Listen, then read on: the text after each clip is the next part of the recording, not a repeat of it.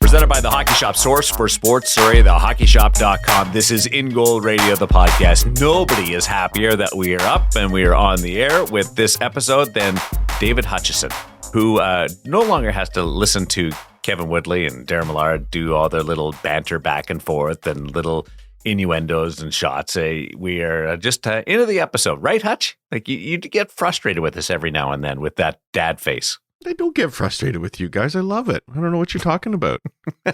You kids, you all assume that Dad's mad. Dad's loving it. It's all good. Your head's in your hands, and you're just like, I'm laughing. We just get on with this thing. I'm laughing at you two a lot, but I'm not frustrated. We have a lot going on today. Curtis Sanford is going to join us for the Sense Arena feature interview. He's a player that obviously got to know Kevin Woodley in his time with the Vancouver Canucks in the Lower Mainland, but had a really cool career. And it's just, again, one of those careers that kind of came out of nowhere. And the story about how he turned pro is both unique, hard to believe, and really impressive. And the way it just turned around on a dime for Curtis Sanford. So that's coming up in just a little bit. We also have our gear segment from Cam and Woody at the Source for Sports, Surrey, the Hockey Shop, thehockeyshop.com. Today, we're going to deal with some youth gear by Bauer. That's all straight ahead, but some happenings in and around the National Hockey League. And we have the, what do you call it? The Gordie Howe version of goaltending, of the Gordie Howe hat trick, Woody? Yeah, like, I don't know, do we start this? Because Freddie Anderson, and I might be paying extra special attention to this because I just happen to have him in a hockey pool that counts shutouts for 5 points, wins for 2, and I think assists for 3, and then goals are 10. He didn't get the goal, but he got the shutout, the win, and the assist. So thank you, Frederick Anderson. I apologize in some of the preseason radio hits I did if I wondered aloud whether a low shot environment like Carolina was the best thing for you, because he is absolutely killing it with the Canes right now. And I'm sure like Maple Leafs fans are not losing their minds at all about the fact that the goaltender they let go is 6-0-0 and just atop the league with like a .956 save percentage, just absolutely on a tear in Carolina. And I don't know, guys, what do you think? Like, I know, Hutch, you think you need a goal for the Gordie Howe hat trick with goaltending, but I think we have to be realistic here. I'm not even sure how many times this has happened, let alone a goal. It's pretty much got to be never. Well, or maybe you can substitute a fight as well, but I mean, it can't be easy, Woody. Well, speaking of fights, I think Jordan Binnington's trying to get that Gordie Howe hat trick again last night. Hat trick, yeah. Honestly, like, can somebody not step up and give him a dance partner? Because he's been going around the league for a couple of years now looking for this thing, and nobody will go with him. I'm just a little surprised somebody hasn't stepped up. I mean, everybody complains about what he's doing and what he's saying. So is he that intimidating? Is Kadri scared of him or something? Like, what's going to happen here? Who's going to step up? Well, what's he like? I think it's got to be a goalie, doesn't it? Like I think if a player attacked the goalie and like literally dropped the gloves with him, is that like some kind of like just like so far off the grid faux pas? Would the goalie union be screaming about it? Or is half the people like, okay, like somebody just finally answer this bell he keeps inviting you to? Well, I don't want to be unsupportive of the goaltenders here, but he's sort of got, maybe it's just unfair for everybody in this situation, but you're penalized right away if you take your helmet off in a fight. But of course, you're not going to start slugging away at a goaltender's mask now, are you? Or it's going to end up looking like Marty Jones' cage last night. So what are the odds of a goalie fight happening now with these rules? Or How many Binner just pull it off? How many times have you seen a goaltender fight a skater? It's got to be, isn't it like Andrew Peters and Ray Emery? Isn't that like the only, did that happen once? Didn't that happen once? And Ron Hextall and was it Chelios way back when in the pregame war? I'm trying to rack my brain on this. You know what? Like, I think we just got to turn it over to our listeners because they'll let us know with an update. Because I got to say, guys, like we got a few that deserve some credit that have sent us notes, and now I'm scrambling through the IG to find out who it is. Remember when we were talking about mismatched equipment? Yeah. And it was Corey Schneider finally going to the all true. Like right away, I get notes from Sean Kelly with a list who follows us on Instagram and is really active, sort of sending us some great stories and things like that. And then there's a couple other ones. that sent us lists. I think it might have been. Are you scrolling through IG right now? I'm literally scrolling, trying to find the guys that sent us all the lists of the mismatched guys that don't have the matching equipment. Okay, you scroll. You scroll. I'll talk to Hutch for a second. Okay. Hutch, if it's the Gordie Howe hat trick, and we've got a goal, an assist, and a fight, and we're going to have the goalie version of that with a win, a shutout, and an assist. Who's it named after? It can't be Gordie Howe goaltending. So is it Marty Brodeur, an exceptional puck handler? Who do you think that whole accomplishment should be named after? Well, I'm just going to start scrolling through IG here to see if I can figure out who that should be. So you go talk to your other friend. All right. And Woody and I will be online here. I would have said Brodeur for sure, because I doubt it's even happened, but if there's anybody I would have guessed would have done it, it would have been Marty Brodeur. Unless we could have another version, and then it could sort of be the Hextall hat trick, because he's quite capable of scoring and fighting. Good call. That might be a good one to go with instead. Okay, Woody, now that you're back from IG land. Just seven, and then he spells it out EVEN. There's no name attached to the account. Sent us a great note. Philip Gustafson with the Bauer pads and the True Glove. And of course, Sean Kelly sent us a note. Mikko Koskinen, which we should obviously know. He's wearing Vaughn pads. And I think he was in CCM gloves before. Now he switched over to True Block or True Glove. So there's some mismatched guys that are still around in the National Hockey League that aren't head-to-toe matchy-matchy. Well, there's lots of guys that aren't head-to-toe matchy-matchy, but gloves, blockers, and pads not matching. Didn't realize Gustafson had the mismatched. You brought up the cage of Martin Jones, Hutch. He took one right off the side of the face, or front of the face, side of the cage. Do you think he even realized how bent that thing was late in the game against the Vancouver Canucks?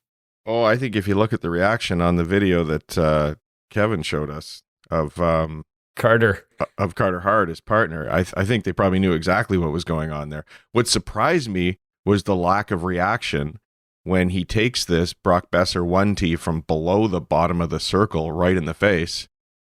There really wasn't much of a reaction. He just kept moving. I didn't even know until the replay came on that he'd made the save with his face. And yet, wow, what a dent on that cage. A lot of people speculating why the heck would he not have changed it out, but what was like a minute 20 left in the game or something, so you can understand. But yeah, it was one of the better dents that I've ever seen. I'm not even sure Besser got everything there either, so it's interesting. Yeah.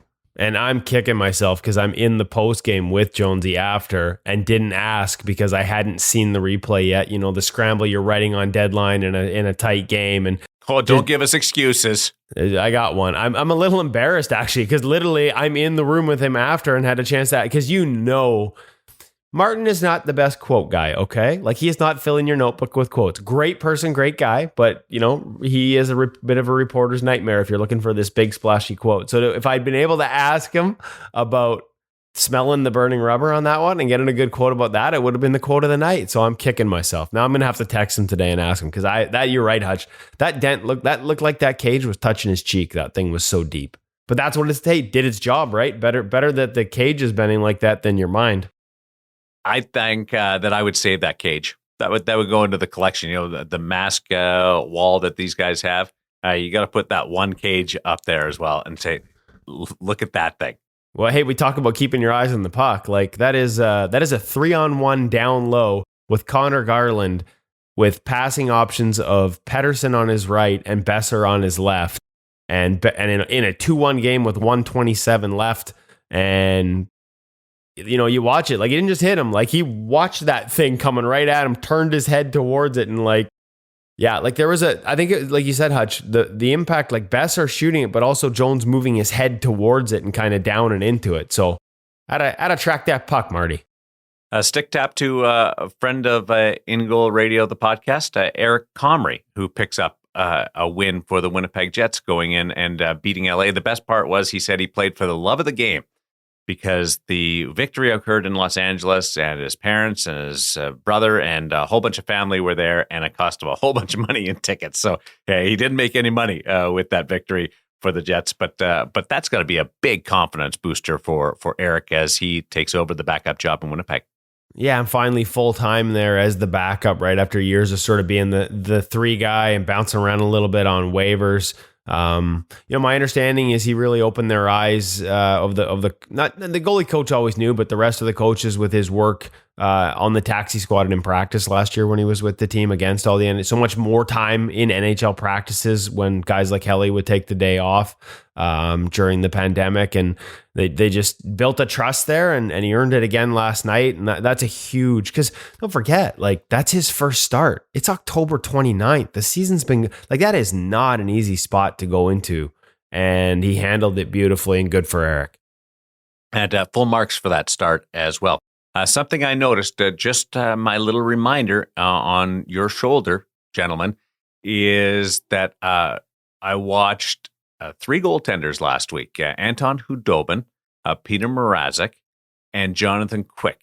In the last few days, all take pucks down low under the chin off the collarbone area, and were staggered. And you know what they all have in common? Nobody wears a dangler. None of those 3 wear a dangler. So just to reiterate, go back to my old standby on that. I've noticed there's a few products out there. Our buddy at the Goal Net has his own spec, including last week's gear segment with the Pro Laces toe ties. He's got his own Goal Net spec, and I'm in a long way winding up to, we need the Darren Millard spec dangler now. Yes. At the hockey shop. We should have a chat with Cam. Darren, you got to get your napkin out, do a little bit of designing. Let's make it your own. Maybe it's got a little microphone at the front of the dangler or something. What are we going to do? The Millard I just spec want dangler? the little sign with my picture at the checkout at the till that says, did you grab your dangler? Maybe that's not the right phrasing. Let's change the phrasing on it, okay?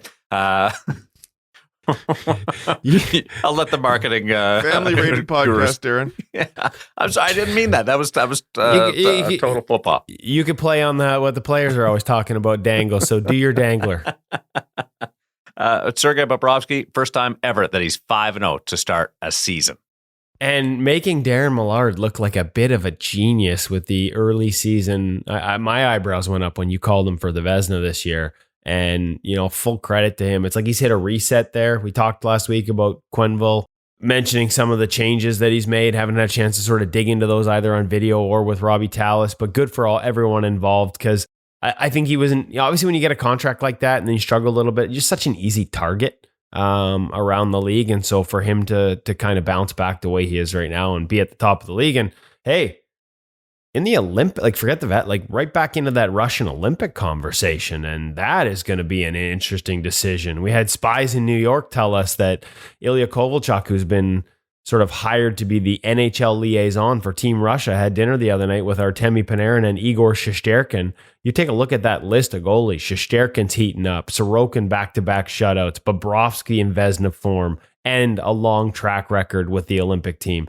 Vasilevsky, the best goalie in the world, hands down, but off to a bit of a slow start this season. And then guys like even Semyon Varlamov, who hasn't played this year because of an injury to start the season. But again, another guy who's been very loyal to the program and is very well established and has a lot of experience. Like, that is a tough decision, but a nice one to have to make if you're the Russian Federation.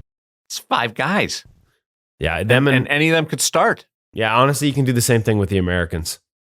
5?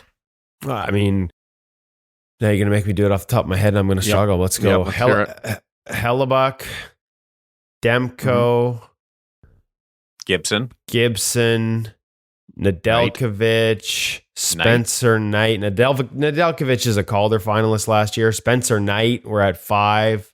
I'm sure I'm missing somebody. I'm just going to talk randomly while I Google this. I'm not sure that all 5 of those guys would necessarily be starting. You might take Knight as your second, third guy. Fair. But like the Russians, that's deep. Spencer Knight, impressive. Nedeljkovic has the potential, guys, to be a Calder finalist, followed up by a Calder winner, because he's still eligible for the Rookie of the Year award. There's a trivia competition. Yeah. Hey, listen. So is it listen. theoretically possible to win the Calder 2 years in a row? Yeah. I still theoretically, Wow. yeah. It shouldn't be, because if you play enough games to win it, you should have to play enough games the first time to not. But I mean, the fact he was a finalist last year. Hey, let's not forget.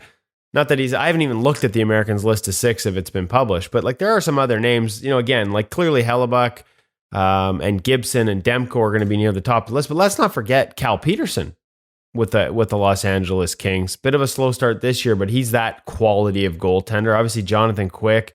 And our boy Jeremy Swayman as well. Like maybe again, one of those younger guys, maybe not as a starting role, Darren, but a guy who could go over there and get the experience. Jack Campbell with the Toronto Maple Leafs. So maybe not quite the same level as the Russians, like where a bunch of the names we're talking about are probably early season Vezina candidates. But the Americans have a pretty deep pool to choose from as well. Sweden. I had a chance to talk to Robin Lehner on the Chirp podcast, and it was an interview that we did before the season started, and we just published it this week. And I asked him if he wants to go to Beijing, and he said, yeah, certainly interest. But to paraphrase, he wants to play. And he didn't say that he has to play all the games or has to be the starter, but he wants to play. Or if he's not in the mix, then he would, using his words, go on vacation. Do you think that's appropriate? I don't mind the idea of having confidence. And he also has, I don't know whether it's history you want to call it, or no history, because he's never played for the senior team on Team Sweden for the Federation there. Some guy named Lundqvist has always been ahead of that. Right. Ahead of that. He mentioned list. that. But I am a little surprised that, you think about it, that he's not even a part of any of those teams. And again, I've never been able to ask him whether that's his decision, knowing that Henrik was going to be the guy in any of the opportunities. But I mean, he certainly should be in the mix now. Like, it's got to be him and Markstrom sort of in that 1-2. Linus Ullmark off to a nice start with Boston as well would be in that conversation. And, after that, it's, at least from the NHL side of things, and I don't want to be ignorant to work that guys are doing in other locations around the world internationally. But if this is the best league in the world, those are the 3 names at the top of it from the Swedish Federation. Philip Gustafsson's a younger guy. Forsberg, more of a, sort of journeyman's not a word I like, but in that mold. And Jonas Johansson hasn't really established himself either. So, you have to think they would want him there, like I said, with Markstrom and with Linus Ullmark. That's an impressive 3, but the next step down is a step down. That communication has been sent over to the Swedish Federation via Robin Lehner. And we should remind everybody that in 2002 and 2010, Team Canada won gold, and the netminder that was in the crease for the gold medal celebration was not the goaltender that started the tournament for Team Canada. So changes do happen even in a short tournament on that side of it. So we'll continue to track that aspect of goaltending. It's been busy, Hutch. Like early on in the season, there's been all kinds of different storylines on the netminding front. It doesn't really stop, does it? And the fact that we talked before about how many changes there were coming into this season with the musical chairs, so that makes it even more exciting. We've got some awesome names at the top of the charts for statistics. As I said before, we are not allowed to talk about it being a short sample size. So who had Ville Husso leading the league in save percentage at 1,000? He's projecting out now to have how many shutouts by the end of the season? 17. I can't really do the math, something like that. But speaking of friends of in goal, James Reimer, 3 appearances up at 961, loving that. Kevin's buddy Freddie Anderson at 6-0. Like, so many good things happening in the NHL right now, and just put it in a blender and see what comes out. It's awesome. How about, we haven't talked about it yet, but how about Elvis Merzlikins dedicating this season and wanting to win a Vezina trophy for he might do it. Yeah, and he's got a 952 last I check, or 948. Just tearing it up. I mean, there's a name we shouldn't have skipped over when we were talking about guys off to incredible starts with, just the way he's managed that whole situation with such honesty and openness about how difficult it's been. And then to just put himself out there you can't help but cheer for him a little bit there. A lot, actually, frankly, in terms of what he's doing and the way he's handling everything, and then backing it up too. That's a statement. How about Craig I just Anderson? got a text from a loyal listener who goes by the name of Don't Do As I Say 111. Just got this, who was just listening to the podcast and wanted to go back to an earlier note. And the text says, did Kevin Woodley just say that he told everybody that he was somewhat skeptical of Freddie Anderson with the Carolina Hurricanes, but then took Freddie Anderson in his hockey pool? Did you really do that? I did. I listen. All right. Just wondering. That was just a text from a random listener. I listen. Two things here. One, I'm a big Freddie Anderson guy, but the numbers weren't great the last 2 years, and you wanted to believe that last year was all about the injury. But when I looked at the samples, when I looked at the math, like some of the things said that like maybe a low shot defensive environment, like he was great in Toronto when they were giving up tons of chances. And I thought maybe in Carolina, where they kind of put you to sleep a little bit defensively, that might be a struggle for him. But credit you to had him. faith. You took him. I did. Now, the other thing is, I really like in hockey pools as the goalie guy waiting to the last round, letting everyone else pick all the goalies, and then just having the best goalie late. And I may or may not have sent the text to Paul Schoenfelder, the goalie coach of the Carolina Hurricanes, on the eve of the season in the middle of the draft and said, hey, how's Freddie looking? And he was very positive. Oh. Is that cheating in a hockey pool when you actually text the goalie coach before you picked his goalie? That's right on the edge. It's working.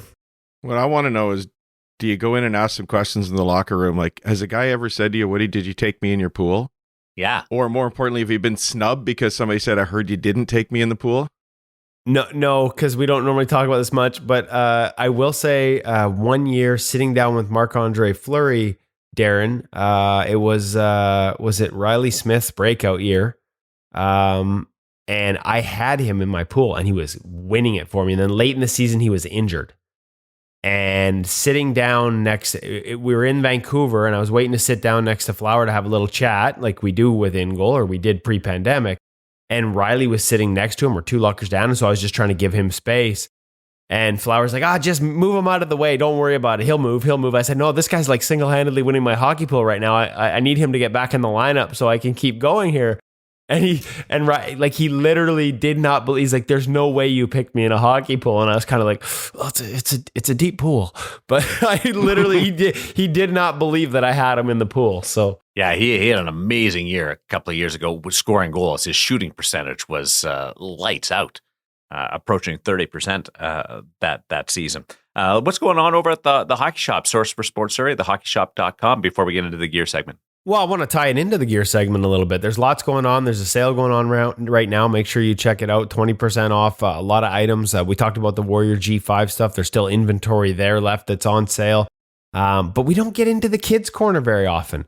And so we explore it a little bit in today's gear segment. We get into the Bauer Prodigy GSX line. But I wanted to remind people that there's an entire section there with lots of options for youth equipment. And Cam has developed quite an expertise, works with some of the associations to make sure they're getting the right stuff. And increasingly, though, we're seeing parents with goalies committing to the position at younger and younger ages. We're seeing parents make this investment. Now, some of it's pandemic related. It's not a time when you want to be swapping germs openly. So the idea of using association gear is a little less appealing.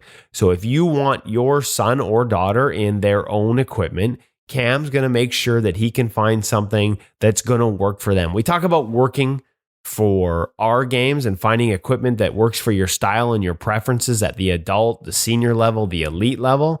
Cam and his staff are good for that. But at the youth level, it's really important too. Hutch, you know this as a goalie parent. Like, important to have stuff that they can move in when they're really little, stuff that's not restricting their movement. And as you're going to hear with the Bauer GSX pant, a little reinforced stuff that doesn't leave bruises on their hips because the kids and the coaches are shooting a little harder than they used to. So they've got lots of different options. Like I said, we get into the Bauer line here, but they've got other lines there, other options. And youth gear is not as cost prohibitive as the senior stuff. So we see more and more parents taking that route. And I got to say, like, the best part, I actually think you're going to hear in the Bauer Prodigy line, there's a special feature on there for parents that maybe don't know much about goaltending. It's on the pads, and I think it should be added to every set of equipment that is going to be used in commercials or movie shoots. Yes. What From could that now, be?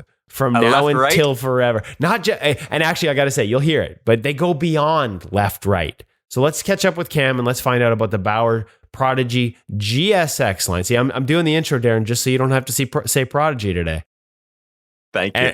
And what's on these pads beyond right and left to make sure you get them done up right.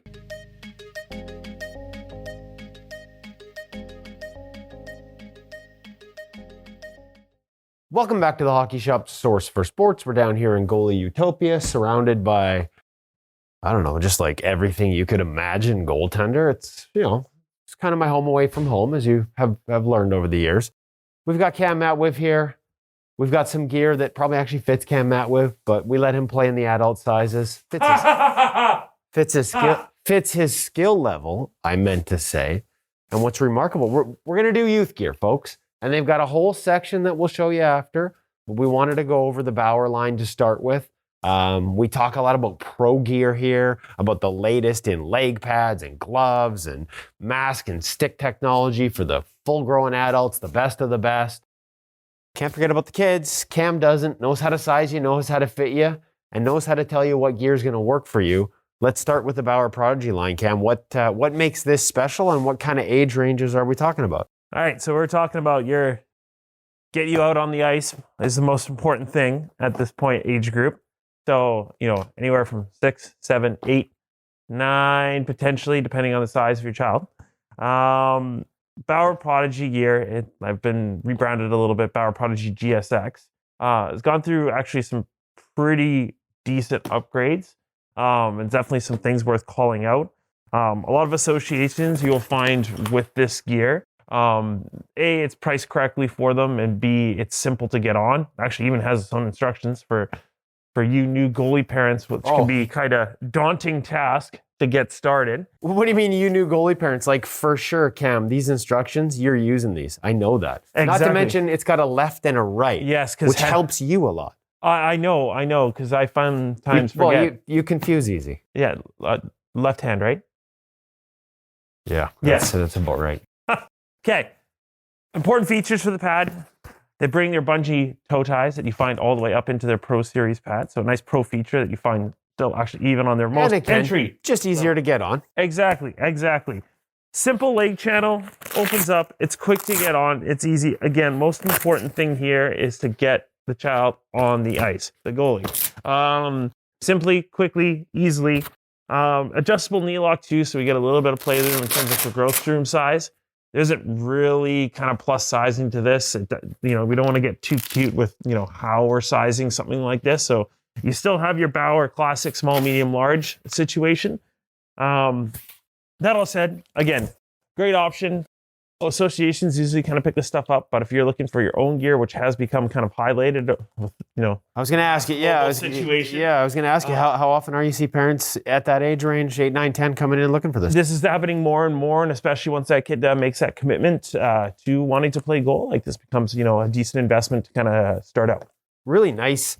Like we talk about, a stable knee block at the pro level, but not just nice stable knee block, but also, a calf wedge that's going to help them, sort of stabilize themselves when they're down on their knees a little bit. Not that we're looking for kids to be down on their knees at 8, 9, 10 all the time, and yet enough mobility in here that looks like you'd easily be able to skate around and move. Yeah, this is here to get you out on the ice and start to build those basic fundamentals. Are there things that are better? Yes. But are they needed 100% at this age range? No.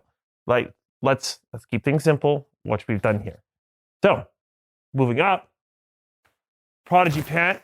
Once again, something that's gone through a bit of a redesign. The older Prodigy pant used to have some gaps, especially at the middle of the thigh range. So wouldn't necessarily be a problem when they're playing against kids at that same level.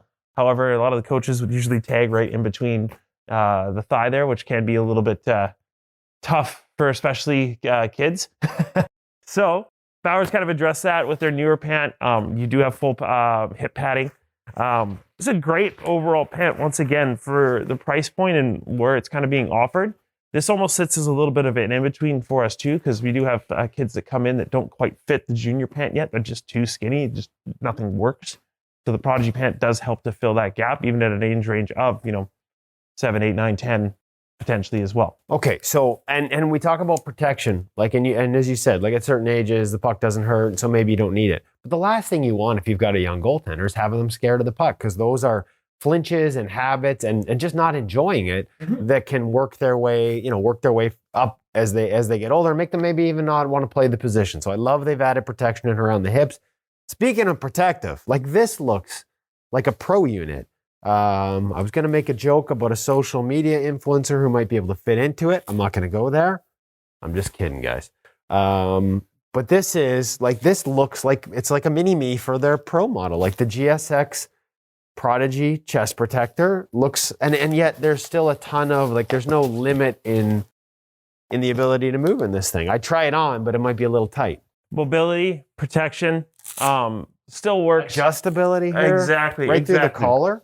That ideally is that you can still fit this unit small and then kind of let it out as the child grows, which is perfect because that's what's going to be happening at this age for sure, and quickly as well. Except for you. Yeah, I know. I just came out this big, right? No, it just never grew. Well, never mind. We'll just leave that. What? Hutch, help me out. You put something stupid above his head, please. Well, there's all that room now above my head. I know. I was going to say you could fit this youth helmet pretty easily. Segue right onto the 930 youth helmet. Well done. So again, this is kind of completing the ensemble we still got a couple more pieces to go. But again, your basic polycarbonate gel youth helmet. Let's get the kid out on the ice, get him fitted, get him a goalie helmet that looks the pro part, which is important, as well as has a great fit. Went through a bit of a redesign in terms of the foam on the inside, as well as actually changing up the chin portion of the mask a little bit, which used to be a bit of a problem in the older Enemy series of the youth helmets, allowing it just a bit of a better fit. Pro 5-point harness, again, getting that pro look, good adjustability, good fit, good protection for the level. There are things that are better, but this is, again, the notion, let's get them out on the ice, let's get them moving. And have them feeling safe and secure in this mask. Now, is there different size options in that one? No. So youth is just one size category, and then your next size up is junior, which we do find does happen. Even at the age range of 6, 7, 8, 9, we have kids that are fitting. Some kids just have big heads. Exactly. So moving forward. Now, composite GSX Prodigy stick here. Yes. I'll tell you what, I'll let you talk about it. Well, I was just going to say, because I don't buy a lot of youth gear here, so I'm a little like, but do we need a composite stick at this age? And yet I see kids all the time out there with sticks that are adult sticks, way too heavy, way too big of a paddle, and it affects their ability to move and play. So I love the idea that we've built a stick for the kids. When you have a clunky something wood for stick, you to use. It's something they haul and pull around behind them. We call it like spaghetti stick. It goes over here. No, we want that stick out in front of you. Having a lightweight composite stick at that age range keeps things in front of you, keeps things square, keeps them light, allowing them to move. Do you know what the paddle, I'm going to put you on the spot. Do you know what the paddle size on this is? Yeah, 20. Like there it is. You came to me, remember, like this is the experts over here, right? I'm just asking questions, making sure you've done your homework. Like I told you folks, if you got questions, Cam knows the answers. 20 inches, there's a couple NHL guys that are darn near 20 inches now, So, complete the ensemble. Fresh out of the box, in the back, still in the plastic. Ladies and gentlemen, the Bauer Prodigy glove and blocker. That's how nicely I opened it. And then you just go to town on it. Hey, Butts. So? Remember when we were doing our lefts from our rights? I know. Did you plan that you would? I did this exactly on purpose. Yeah, I'm sure you did. Total accident. I'm not a full right, but look at that. So it does come in full right, which is also an important call out, which is the total reason why I did that in the first place. Amazing that you can fit your hand in there. I'm going to leave that one. We're not going to make small hand jokes. The Prodigy glove, lightweight, easy to close out of the box. My hand doesn't fit in this, so I'm not even going to try. However, again, very flexible. This is great to help instill those initial fundamentals for the kids as they start to go out on the ice and play. The whole entire kit itself Once again, great value for what it is, and especially if you're a parent looking to pick up their own separate gear at this age range, not having to use some of the association stuff, we've got it. The Bauer Prodigy GSX in stock. Okay, and I was just going to say, because one of the reasons that the Angle Radio podcast, when we ask goalies at the pro level, NHL, some of the best in the game, why'd you get started? There's a couple different reasons. Usually it's it's an older sibling that would only let me play if I played goal with the kids in the neighborhood, stuff like that. But one of the other reasons is always gear, right? So like this is, in addition to feeling like real goalie gear, it's got a little style. Yeah. Like it's got a little style on there. So for you young goalies that like know that fashion matters, it's got some function too, obviously. But for fashion matters kids that want to step out on the right foot, not bad. I wish they had this stuff when I was a kid. For you guys that mismatch out there, no, it doesn't matter. Doesn't matter. Obviously, it doesn't matter. But this is still pretty stylish. Look, it's even got like I even love the Prodigy logo they've built for it.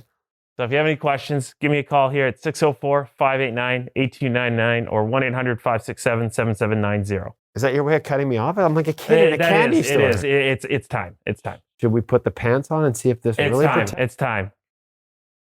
Roll the sound.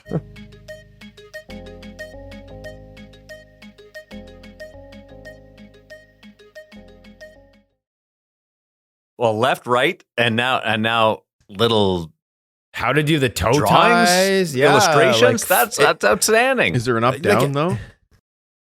Well, it's kind of hard to. It's kind of. Well, I mean, the knee stack sort of tells you where but I like the instructions are pretty clear. Actually, like, isn't it?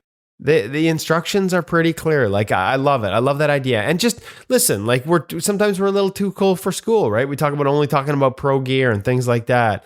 The reality is a lot of goalie parents, we make jokes about getting the pads on wrong, but your first time out there, you don't know. Like not all parents have been exposed to hockey, let alone the position of goaltending. So good on Bauer for just making it that much easier for a first time parent. Right? Yeah, not even first time. Like not even first time. It can go on for a long time because nobody tells you. Busy coaches who don't have time to go through all of it. You've got parents rushing their kids to the rink between their piano lesson and school. And just these little details take a long time. But like if I had one thing I'd tell associations they should do, and I've done this before, is at that very first session when you bring the kids in for the here's how to be a goalie lesson, start in the dressing room. Look at the gear. Show them how it should be put on. It will, even if you lose the entire session doing that, it will alleviate weeks, months, and years of pain because the gear hasn't been worn properly. Turner. On opening night, they put Barkley in the net to take some shots on him, and they brought out the pads. And initially, the pads were given to Charles, and they were on the wrong legs. And Wayne Gretz went over there and fixed it up. It was one of the great saves in television goaltending. Love it. I love it. And of course, it's the great one that pulls it off. It's funny because I saw screen caps of that, and it was mostly that the screen caps were mostly when he had it on wrong. So I didn't know it was Gretzky that had saved it. Obviously, up in Canada, we don't get Turner. And just to go over, like the illustration at the bottom is really about how to do up the toe tie. And again, credit to Bauer for using their elastic toe tie system. Real easy and simple to put on. But again, if you're a parent, and you're looking at these Velcro straps, and that you would have no idea how that goes on. Like forget left and right. And they've got a nice little 3-step illustration on how to get that on. So just right down on the bottom of the pad, right where you would be looking if the pad was laying in front of you while you do your toe ties up. So just, applause to Bauer. But like I said, at the Hockey Shop and thehockeyshop.com, they've got a lot more than just that line. They got lots of great options from Brian's, from CCM, lots of great youth gear. So, if the association stuff, even if you're using association stuff for your son or daughter, and maybe the association pads are just fine and the gloves are just fine, but they're wincing, they're flinching in the pants and the chest protector, the last thing we want. Right? Pants is the one that people kind of always forget about. Yeah, and big thing is because they make the goalie pants like players' pants at that level. But again, Bauer reinforced that hip seam area, added a layer of protection there. That Cam talked about in that review. And, for some goalie parents, it's like you don't want the kids being scared of the puck at an early age. And so maybe the association gear is fine for everything but pants. You can go in there and get a set of pants from Cam. Mask, and I love the stick. I got to be honest, when I first saw it, I'm like, really? We're doing composite sticks for the kids, 20-inch paddle? But think about it again. Like, how many times have you seen a kid out there, like tiny little kid out there, and he's hauling around a stick that comes up to his shoulder and weighs like 2 tons because it's an old wood foam core stick. Well, I was going to say, you talk about association gear. Quite often, the associations got some half decent pads and gloves, and they've got a 25-inch wooden stick from 1972 that the poor kids have to haul around that somebody chopped the shaft off of, thinking they'd suddenly make it fit a kid. It's just ridiculous. So if I was a parent and I couldn't afford anything else, I'd probably go and get them a stick that works. Or, frankly, have a conversation with your association and say, listen, like we're passing around these sticks. Let's get one that actually is going to let the little goalies learn how to be little goalies. We're going to talk about association gear. It's going to come back up in our feature interview brought to you by Sense Arena as we chat with Curtis Sanford in just a second. And I tell you what, the association gear is a little bit different today than it was when Curtis started playing the game. And that story is on the way. But first, an update from Sense Arena. Hutch, and what's happening on the VR side of things? Well, it's the most exciting week. We've been talking about Sense Arena's new Global Hockey Skills Tournament, and now it's actually live. Each month, there's a bunch of practice weeks where they give you the drills that will be part of the competition. But this week, it's the last week of the month. The competition becomes live. So if you haven't got Sense Arena, go grab a set. And if you do, go put it on and hit the new competitions button and go get involved in the Global Hockey Skills Tour. You can try it as many times as you want this week. The only little trick, it's a bit of a gamble, guys. They just take your last score as your score for the competition, not your best one. So I love that. Yeah, so you get 92%, and then you're like, can I hit 93? And suddenly Woody's back down to 85, and now he's going to be obsessed with another week of practicing. So it's 85 is good for me. Well, it would be. It's a pretty cool competition. It's moving around the globe. This month they're in New Jersey, and the Devils have awarded some prizes for the top 6, I think it is, something like that, in each of the player and the goalie competitions. And it's going to move around the world all season. And as we've said before, it leads to a chance to go to the Stanley Cup playoffs if you are the overall winner. So what a cool competition they've put together. We all know Sense Arena is just this incredible game-changing new tool for preparing to go on the ice. And I can tell you, we're going to be running the Global Skills Tournament here today. We're going to put the headset on, and we're going to get a score racked up for this competition. As my son gets ready to go on the ice this evening for a game. What a great preparation it is. I've told you before, boys, every time he uses it, he comes away and says his tracking is absolutely unreal.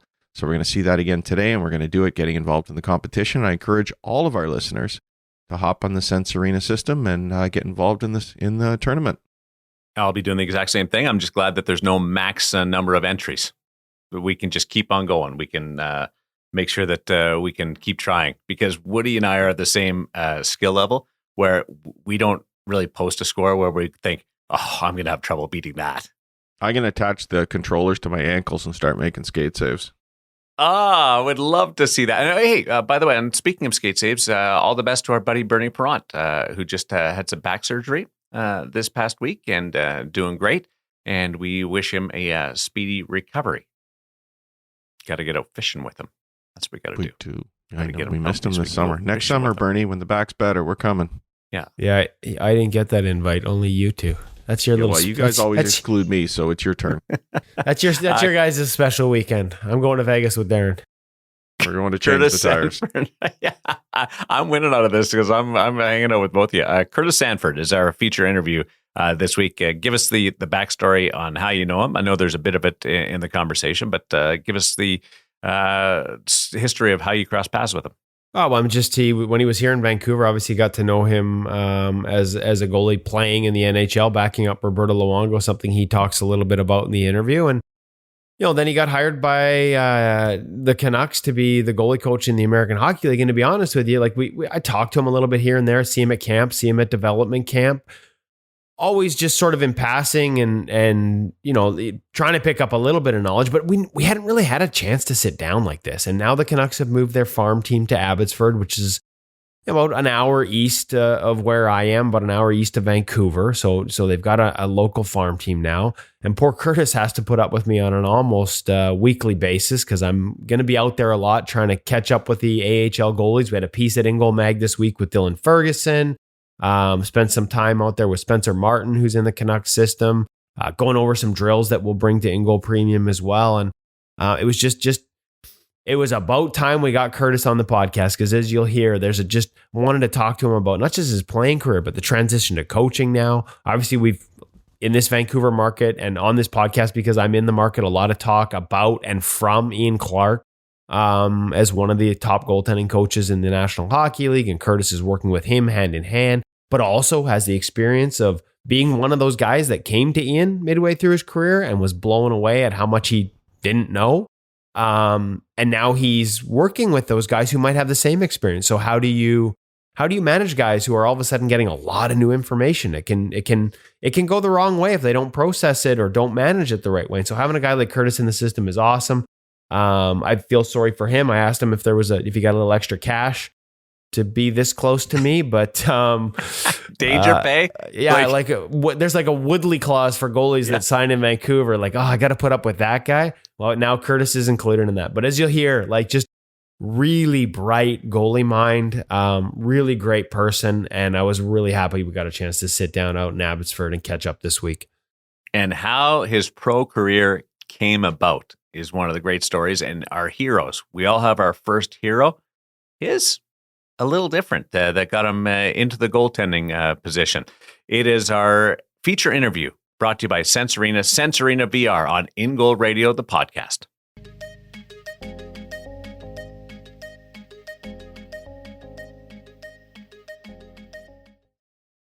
Ecstatic to welcome to the In Goal Radio podcast, Curtis Sanford. Curtis, actually worlds colliding here, right? Because I was doing this and learning about this and writing about goalies and trying to figure all this out when you were playing, and now you're here with the Abbotsford Canucks, Vancouver Canucks goalie development coach.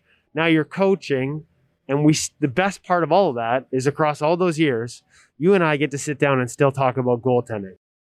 What has the transition been like for you from playing to coaching? I know you're full-time this year, which is credit to the organization. Not all organizations invest that way. Credit for you to making that leap and bringing the family all the way out to the West Coast here, even though you knew you'd have to put up with me. What do you love about coaching compared to playing? Coaching is, it's completely different than playing, although you're still competitive and you want to win and be a part of something really special and great.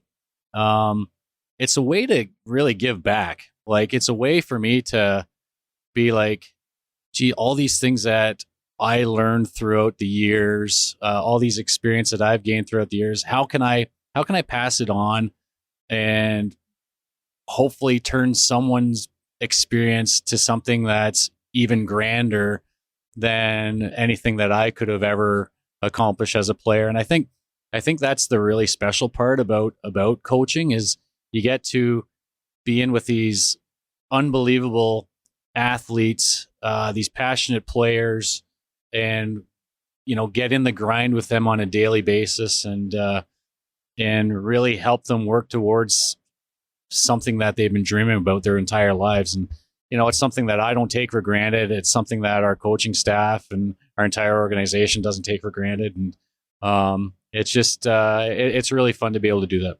Okay, so I'm gonna throw the fastball. Actually, this is not the easiest question to lead off with, but if Curtis Sanford, the goalie coach now, and you've been doing it for a few years now, not all necessarily full time the whole way, but Curtis Sanford, the goalie coach, could go back and talk to 20-year-old Curtis Sanford, the goalie. So much has changed.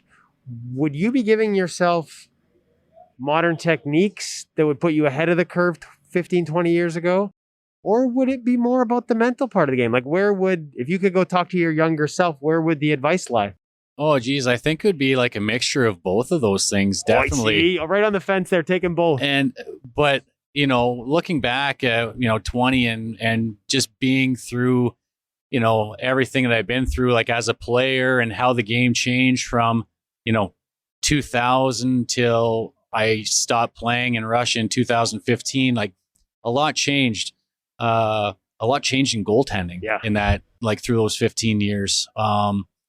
A lot changed nutrition wise in those 15 years. That's probably one of the biggest things I would mention to my younger self if I could, is like, hey, like this nutrition thing, it's pretty important. And, you know, it's something that, you know, as a kid or maybe a young player, you're taking for granted. I'm just going to work it off the next day. But, you know, and what it can lead to, just having, you know, good nutritional values, you know, leads to a better mental state, a better energy state, probably injury management, all that stuff. So that'd probably be a pretty big thing on top of, you know, how to deal with things mentally, and definitely about the new techniques and where the game's gone to, the tendencies of the game, not only for the players, but how do we defend these tendencies as a goalie? Because it seems to be a race. It's always a race. It's like, so players, coaches, they're looking to find ways to expose or take advantage of goalies or defenses, and goalies are trying to find ways to better defend, to better be efficient, to, you know, to stay ahead of the offensive tendency. So it's almost like it's a race to see who can be more efficient, but who can expose who the most. I want to go to the nutrition thing a little bit, but let's do nutrition first, because I want to ask about that race, because that's a great comment. What about the kids now? Like, do most of them come in knowing that? I mean, some of them have nutritionists, probably from a very young age. We see jokes about minor hockey and, like, you know, the hockey parents that have 8 and 9-year-olds with 3 different coaches, right? Like, or is there still a learning curve there? Is that one area that maybe we tend to overlook as we look at technique and sports psychology, or are some guys still lessons to be learned even when they get to this level? Well, I always think there's lessons to be learned. I always think you're always looking to find ways to improve. What can I do better? Is nutrition one of those things I can be better at? Yeah, like the resources that we have in 2021 far exceed the resources we had in 2000 or 2005 for that matter. You know, I think organizations are taking excuses away by implementing resources that, you know, these players can fall back on. There's so much information available to them that, you know, was always available to us. You just maybe had to be disciplined enough to seek it out a little, you know, more heartily. But yeah, like the resource thing, it's huge. Like, we never had full-time goalie coaches in 2000. Yeah. Now everyone's got them. Everyone's got development goalie coaches, development skills coaches, you know, the list goes on and on. So there's always ways to improve, to get better. But I think the resources are there to allow these players to improve and get better. Right. So no excuse. Like you said, if you're not taking advantage of them as a player, it's on you. Yeah, to an extent it can be. But you know, that comes with, you know, that's the learning curve with these guys. And sometimes you gotta seek them out a little bit more to make sure that they're being diligent about their business, because, you know, that's what their body is. That's what their career is. It's their business. And you always want to take care of your storefront and do whatever you can to make sure that's all clean and tidy. Okay, back to that race between goalies and players. From the outside as a writer, I would argue that goalies probably got ahead of that race for quite some time. While players for a long period spent their summers getting bigger, stronger, faster, goalies did that, and they went to work on their technique, their very position specific needs, skills. Yes. That's changed. So we see players now working with skills coaches, learning how to be deceptive. Where do you see that pendulum between? Like you said, it's a constant race. Where's Absolutely. the pendulum swung? How do we as goalies swing it back in our favor as guys are learning shots that have us thinking one thing and they deliver another? Yeah. Where can we swing it back in our favor?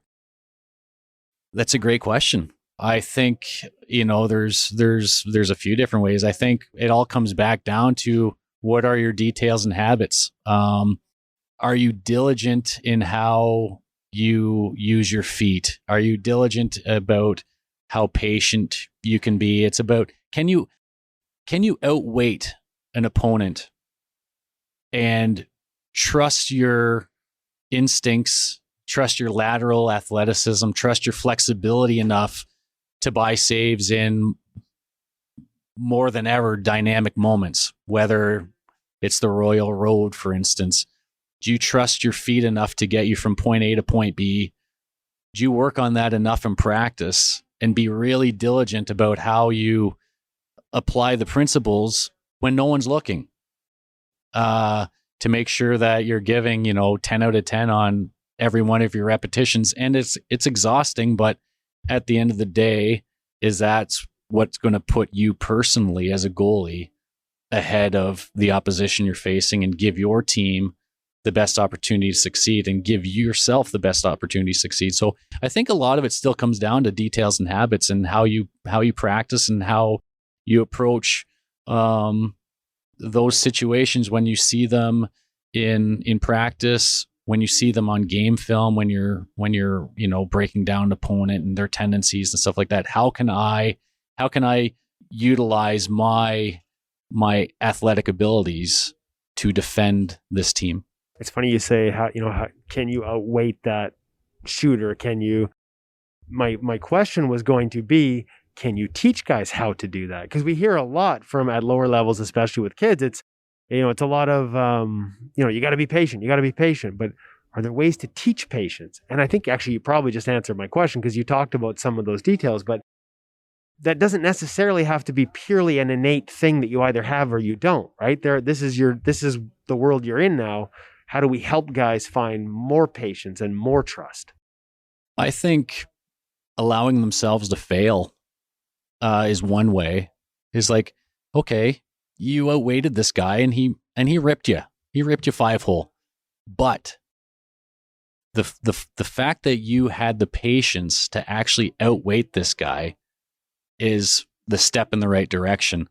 Now, can you outweight this guy until he releases the puck and now commit to driving down into the save and commit to the next play that happens and how you respond to it? And I think having that commitment through that entire process is where, that skill might be able to kind of be adapted and flourish with new said goalie or whatever. But I think allowing themselves to fail, the coach allowing the player to fail and be like, you know what, it's okay. And maybe it's a discussion where, your head coach may see a bad goal. I was going to ask you, because do you have to defend that process? Because we always hear nothing through you. And yet, if that's your mentality as a goaltender, I would think that would create a lot of default down and closed early, as opposed to that patience that they keep telling us they want. Exactly.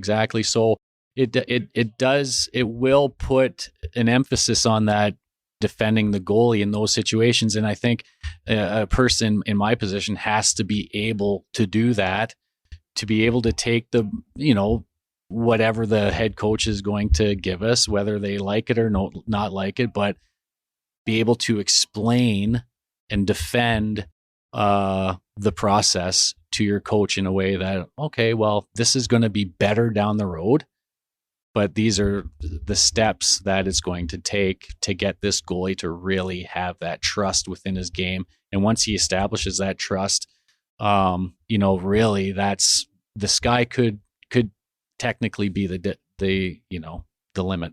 Now, you mentioned things were different. You started in around 2000, played for 15 years, been in coaching now. I've been retired for a little over 5 and coaching with the Canucks here for a while.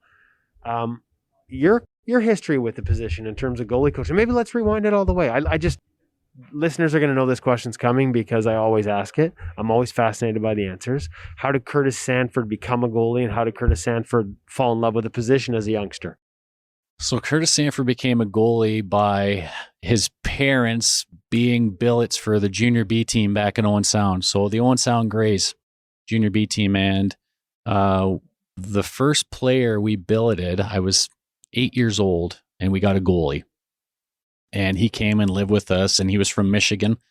And he got cut like about 3 weeks in, and I was like crushed, and they got sent packing and whatever. And, the soul was ripped right out of me.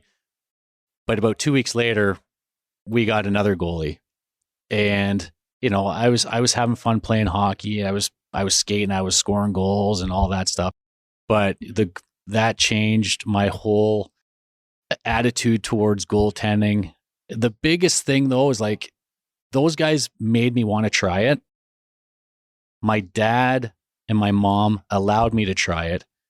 But I think the biggest factor was the success I had in the first time I tried it, which was like, okay, so if I didn't have that maybe first little bit of, I don't mind this. Was it over like weeks, or are we talking just like you had a game and it was like one game? I got to put on the house league pads that was supplied by minor hockey, and I went in there and our team won, and I probably only had to make 3 or 4 saves because you're only 8 years old, and like the amount of action you actually get like is minimal. But I was good at baseball, so you get to flash the leather a couple times and catch the pucks with those small little brown goalie gloves that minor hockey used to supply that didn't offer any protection whatsoever. You had to actually catch the puck clean in the pocket for it not to hurt. There's a lesson there too, probably. Yeah. So I think it was that initial success. And then I was hooked after that. I was like, no, like I want to take the gear home. I'd wear it at home, and, and I just played from then on. And so the billeting, first time success, being able to catch a puck, those 3 things, and having fun making like glove saves and doing all these flashy little things. That's what hooked me. Okay. So you start sort of, where did it go from something that you just loved to something that like, hey, like I can do this. This is a career path. I'm looking at started in Ontario and sort of, I guess what would be like a second tier junior. Yep. And then just worked your way up from there. Yeah. It was just, I never really knew like if I actually was going to have a chance or if it was going to be a career until I got drafted into the OHL. And yeah, I had some success in, at some U17 camps and stuff like that. And had some success in playing Tier 2 Junior A down the road from where I grew up. But it was the first time where it's just like, oh, okay, the draft. Yeah, that's cool. Oh, my hometown team drafted me. That's sweet. Because I remember going and watching this team play when I was, 8, 9, 10 years old. So that was cool. But when you start playing against guys or going to training camp against guys that are coming back from like NHL camps, and now you're on their team, and now you're just kind of inching a little bit closer, you start maybe thinking that you might have a chance.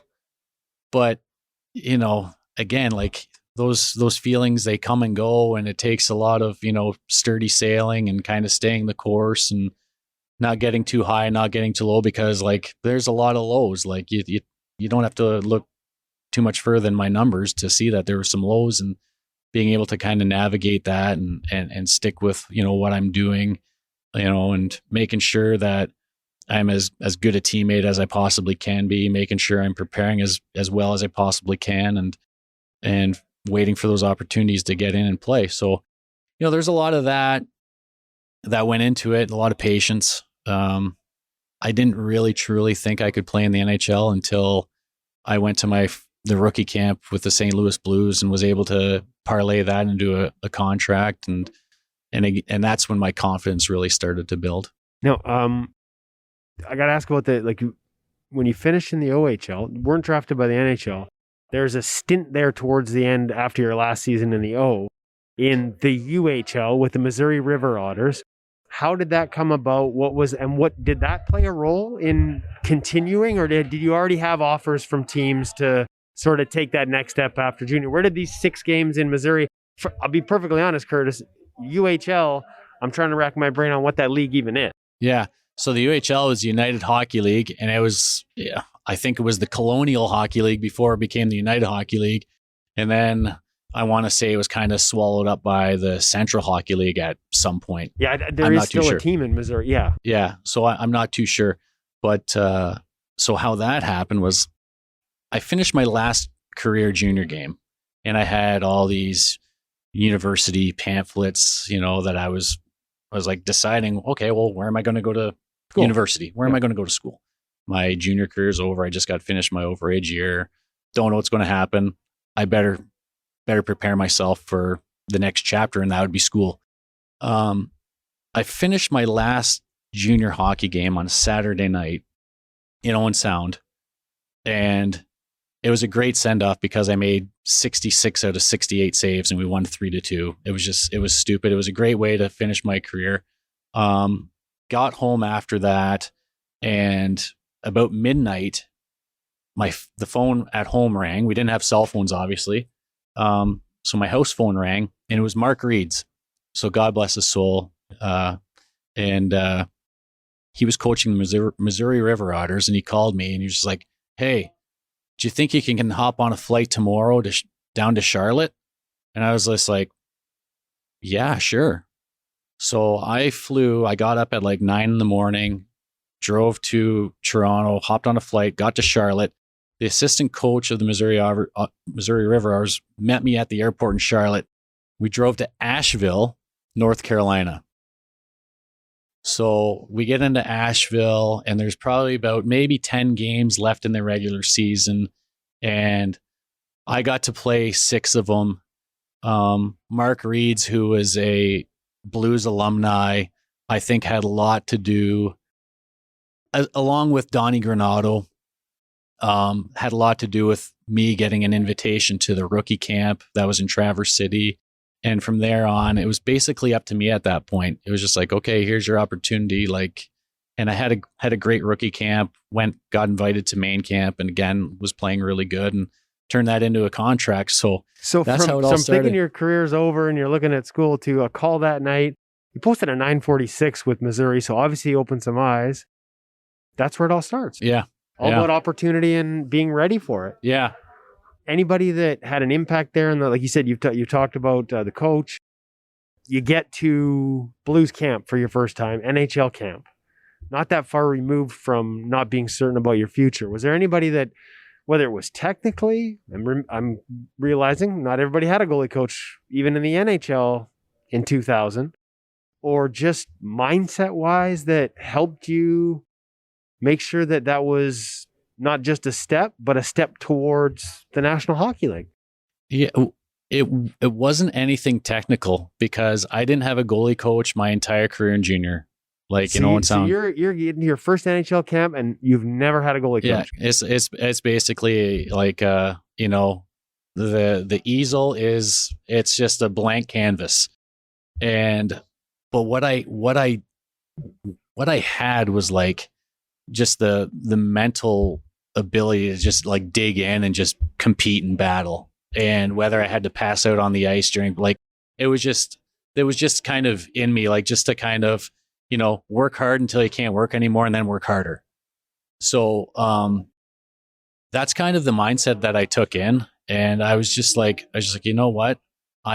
This possibly could be my last opportunity. I'm just going to go out there and just give it. And it was just basically a battle mindset. And because again, I wasn't the most technically sound goalie, obviously, without having any guidance for that amount of time. There was no one, but to be honest with you, we talk about Patrick Waugh and Francois Allaire and the first goalie coaches, but when I started covering the league in 2000, some teams still didn't, or it was part-time at best, or it was part-time and it was a guy who had just, he was there to share his experiences, not necessarily advance your technical game. It was just about, hey, this is what I did when I was a kid. Where did that process start for you in terms of coaches and starting to modernize it, first with St. Louis and then as you went on throughout your career? Yeah, obviously in St. Louis we had Keith Elaine when I first got there, and now he's the head coach at Yale. And he was awesome. I really like Keith, but again, it was just it was simple stuff. He was he wasn't going to overcomplicate things with new stuff, or it was just basically, okay, this is your assets. We're going to work within your assets. And that was fine. got to St. Louis, and I had Rick Walmsley for a couple of years, and it was the same type of stuff. It's like, okay, this is, these are your assets. You compete, blah blah blah. Brought a couple things to my attention that I could clean up, and worked to clean that up, and and that worked, and got to Vancouver, signed with Vancouver, and I think that's where it kind of all really changed. And I was telling you about this earlier, but the first time I stepped on the ice with Ian Clark, I was just like, whoa, this is like mind blowing. And I remember getting off the ice with Ian my first session. I was like, holy cow, like, how am I playing in the National Hockey League? And how have I survived this far? It's like, I felt like I didn't know anything about goaltending, but in a good way. And I was just like, okay, here, Ian, like help me. And you just kind of make yourself vulnerable, and, like being on the ice with Roberto, like every day, and seeing him work, and seeing how he, how detail oriented he was on a day-to-day basis. Like, that was a great experience for me.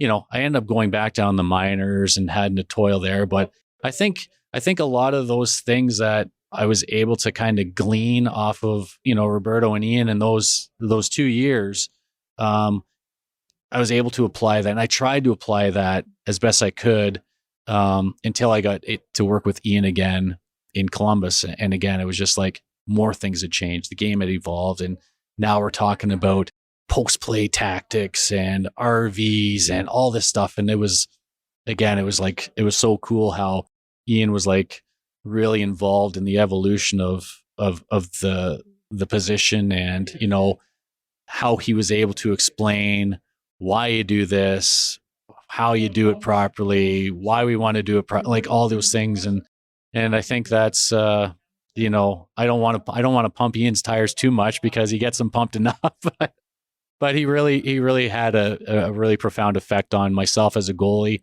And now even lessons that I took from him back then, my experiences, and now being able to really kind of bring it back to these guys. Well, I was going to ask because, obviously now you're working with Ian, he's with the Vancouver Canucks, and you guys work together. And there still is an element of like the things he does. There's a lot of detail and a lot of focus on it. You've been on the other side of that. Not every goalie might receive it the same way. I think it's probably possible for some goalies to be overwhelmed by the information. But having been on the other side, does that help you make sure that you present? And I know the thing with Ian is he doesn't tell you to do it. He makes sure you understand why. And I always love that about his writing.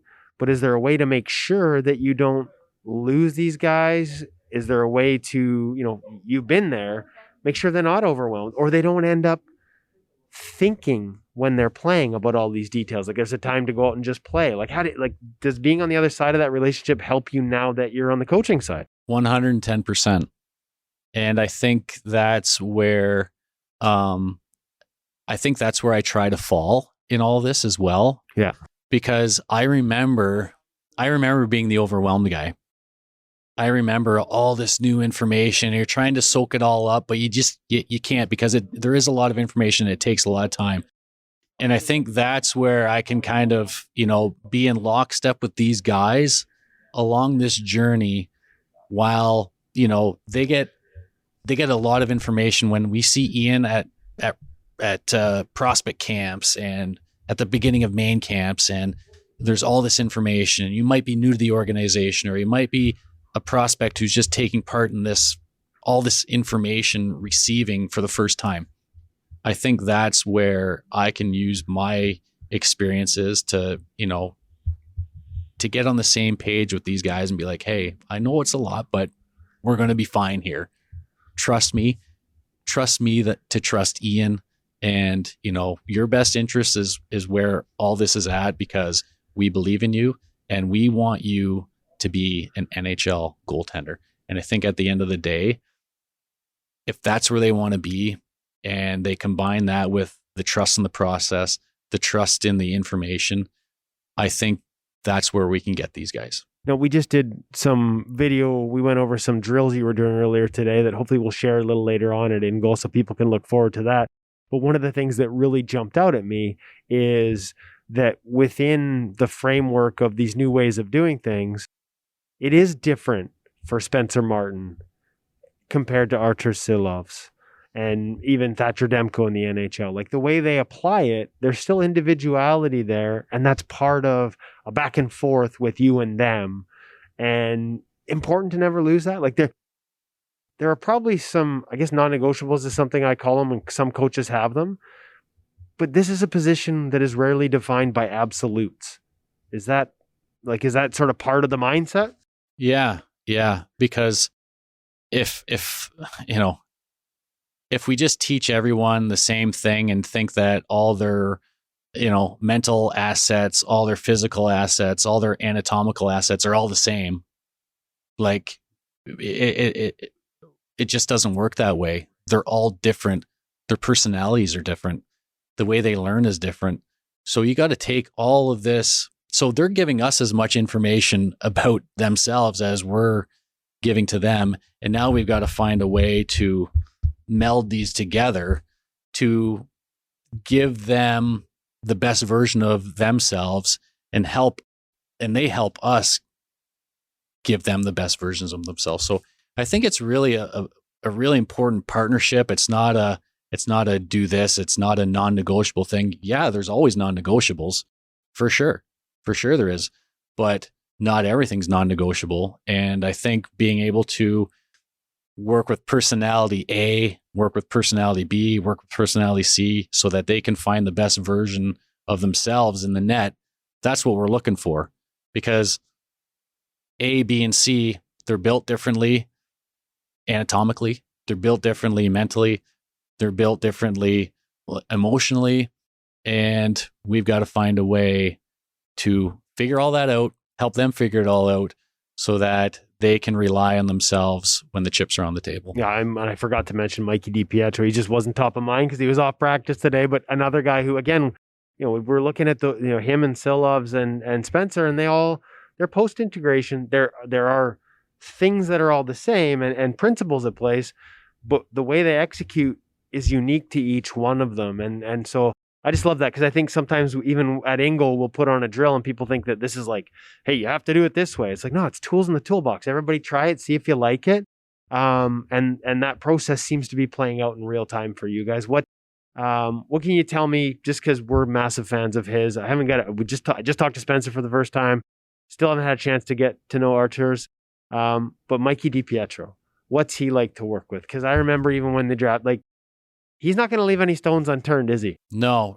And I think that's what's most endearing about Michael is that, he still has that old school mentality where it's like, there's a brick wall, run through it. And he'll still do that. I think, it's explaining to Michael why you don't have to run through that brick wall, but still being able to get to the place that you want to get to.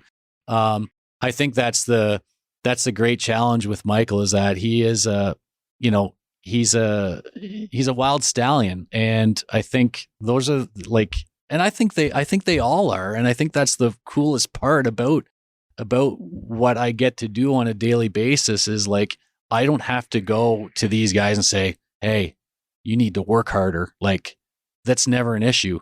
Like, our non-negotiables are never an issue with these guys. And I think that is, a credit to, the scouts and the management, and really finding these guys, because, they're so easy to work. I don't want to say it's easy, but like, they're so easy to work with because, like, there's things that you don't have to pry out of them. It's like, it's just so much fun. Like, really, I don't know how to explain it other than that, because the challenge is getting them to find the best versions of themselves, but it's not hard to do it because they're so willing. They're so hardworking. They have character off the charts. They're likable teammates. They're lovable people, and they're just willing to do whatever it takes. Michael, and I guess we'll switch back there because it was actually, I remember when he'd switched to Mikey, and I actually had to ask him at World Juniors, how do you want to be called? And we went to Mikey, but he may be switching it back, so I got to be careful here. So Michael, not the biggest goalie. You played at 5'10". Are there any things that, or any advice you would give to other young goalies that haven't hit that growth spurt in an era where we're always looking for square footage? Sometimes to a fault, I think. Some teams they look so big and yet won't look 2 inches under the ideal. Anything from your experience that you can relate to him, or has the game changed so much that or is it a mindset thing? How do you? Yeah, you know what? Like, I can't believe I just asked a small goalie question, but I went there. Yeah, no, like, of course it's harder for small goalies, but there's some goalies that are on the larger end of the spectrum. It's hard for them too. So like there's also a give and take. I think the coolest thing is watching smaller goalies and how they use their feet. And I think the biggest challenge, and I would challenge the guys that are 6'2" or 6'3" to have feet like a guy that's 5'10" or 6 feet. UC Saros is an example we hear all the time. For sure. It's like, challenge yourself to have feet like this and then see where your game can get to. Instead of just being like, I'm the big goalie, I'm just going to get hit with pucks. Work and then put yourself in position to get hit by more pucks because you're working like a guy that's 6 feet tall. I think sometimes at the younger ages, because they can get away with the size, they don't have to develop those skills on their skates that a Saros wouldn't have had a choice. Exactly. To have. Yeah. So you take it back to the race. This is how 6'2", 6'3", 6'4" goalies can keep winning the race, is by, challenging themselves in different ways. And I think that's a big thing for me, is like, I look at all the smaller goalies, they have great feet. They can't survive in the National Hockey League without having great feet. If I'm a 6'2", 6'3", 6'4" goalie, I'm watching, how does a 6 foot tall goalie have success in this league? And I'm looking at that and I'm like, okay, and if I can see that, I'm going to start to really apply myself to get better at that. So maybe I become an even better version of myself in there. So the big goalie, small goalie debate, like, if you're going to get there, like, be patient. You can't teach size, unfortunately. We can teach you how to present bigger. You can't necessarily teach size, but we can teach you how to look bigger at least. Awesome. Hey, listen, I really enjoyed this conversation. You talk about that process and developing things. I'm so happy that these guys have you. I'm selfishly happy to have you back in the area so we get to talk like this. I know that may not be good for you. You got to put up with me again, but so great to have you out here in Abbotsford and working with the Canucks closely. And I promise I'm going to annoy the crap out of you, but I guess hopefully they gave you a bonus clause for like the Woodley clause. Crap, I got to deal with this guy, but I can't thank you enough for the time today, Curtis. Yeah, no, thanks. It's been a pleasure. It's been a lot of fun.